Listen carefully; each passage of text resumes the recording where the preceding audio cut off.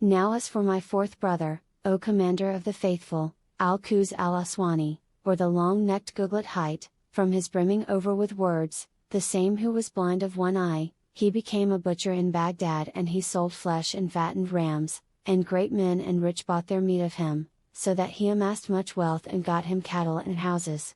He fared thus a long while, till one day, as he was sitting in his shop, there came up an old man and long of the beard, who laid down some silver and said, "Give me meat for this." He gave him his money's worth of flesh and the oldster went his ways. My brother examined the sheikh's silver, and, seeing that the dirhams were white and bright, he set them in a place apart. The greybeard continued to return to the shop regularly for 5 months, and my brother ceased not to lay up all the coin he received from him in its own box. At last he thought to take out the money to buy sheep, so he opened the box and found in it nothing, save bits of white paper cut round to look like coin, so he buffeted his face and cried aloud till the folk gathered about him, whereupon he told them his tale which made them marvel exceedingly.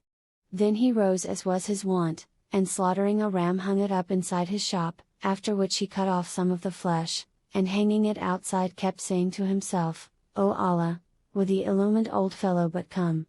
And an hour had not passed before the sheikh came with his silver in hand, whereupon my brother rose and caught hold of him calling out, "Come aid me, O Muslims, and learn my story with this villain."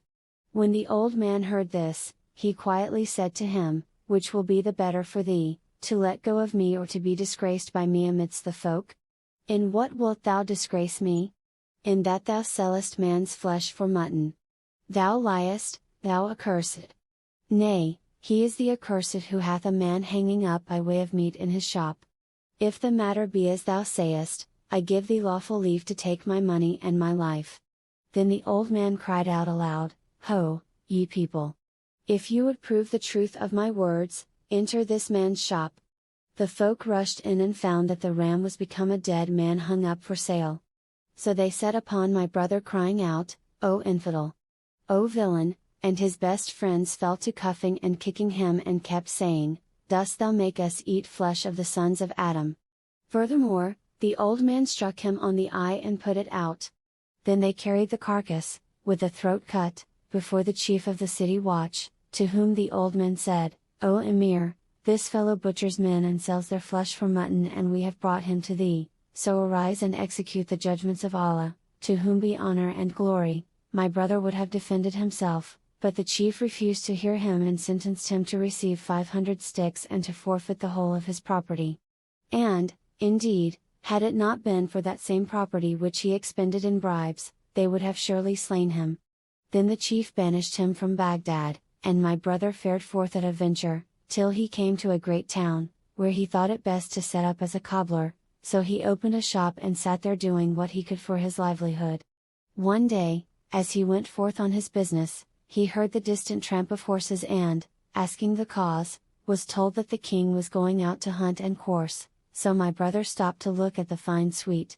It so fortuned that the king's eye met my brother's, whereupon the king hung down his head and said, "I seek refuge with Allah from the evil of this day," and turned the reins of his steed and returned home with all his retinue.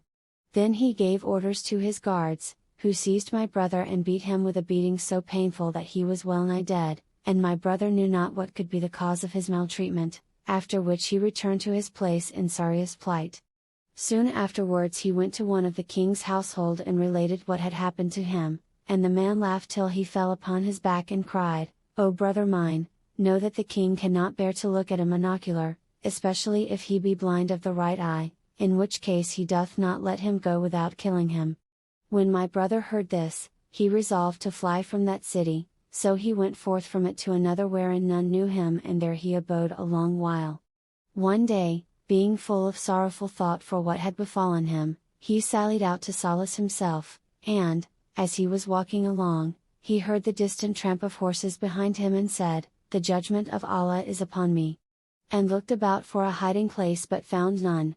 At last he saw a closed door which he pushed hard, it yielded and he entered a long gallery in which he took refuge, but hardly had he done so, when 2 men set upon him crying out, "Allah be thanked for having delivered thee into our hands, O enemy of God!" These 3 nights thou hast robbed us of our rest and sleep, and verily thou hast made us taste of the death cup. My brother asked, O folk, what ails you? And they answered, Thou givest us the change and goest about to disgrace us and plannest some plot to cut the throat of the housemaster. Is it not enough that thou hast brought him to beggary, thou and thy fellows? But now give us up the knife wherewith thou threatenest us every night. Then they searched him and found in his waistbelt the knife used for his shoe leather, and he said, O people, have the fear of Allah before your eyes and maltreat me not, for know that my story is a right strange. And what is thy story? Said they. So he told them what had befallen him, hoping they would let him go. However they paid no heed to what he said and, instead of showing some regard, beat him grievously and tore off his clothes. Then, finding on his sides the scars of beating with rods, they said, O accursed! These marks are the manifest signs of thy guilt. They carried him before the governor, whilst he said to himself, I am now punished for my sins and none can deliver me save Allah Almighty. The governor addressing my brother asked him, O villain, what led thee to enter their house with intention to murder? And my brother answered, I conjure thee by Allah, O Emir, hear my words and be not hasty in condemning me. But the governor cried, Shall we listen to the words of a robber who hath beggared these people, and who beareth on his back the scar of his stripes? Adding, They surely had not done this to thee, save for some great crime. So he sentenced him to receive 100 cuts with the scourge, after which they set him on a camel and paraded him about the city, proclaiming, This is the requital and only too little to requite him who breaketh into people's houses.